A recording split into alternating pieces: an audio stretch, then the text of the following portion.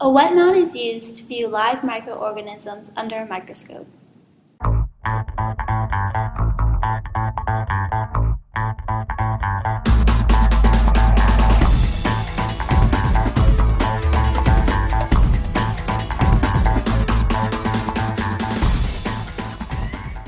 Using a clean transfer pipette, obtain and add a small drop of sample to a pre-cleaned microscope slide. Next, place one edge of the cover slip on the microscope slide so that it slightly touches the edge of the drop of sample. Then, lower the microscope cover slip over the drop of sample. This helps to prevent air bubbles from accumulating under the cover slip. Now, place the slide on the stage of the microscope and secure it in place with the stage clips.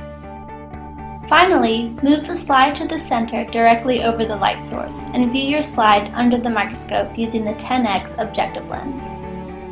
Some organisms you may encounter are paramecium, bordetella, rotifers, and amoebas. If you're lucky, you may even encounter an extremophile called a tardigrade.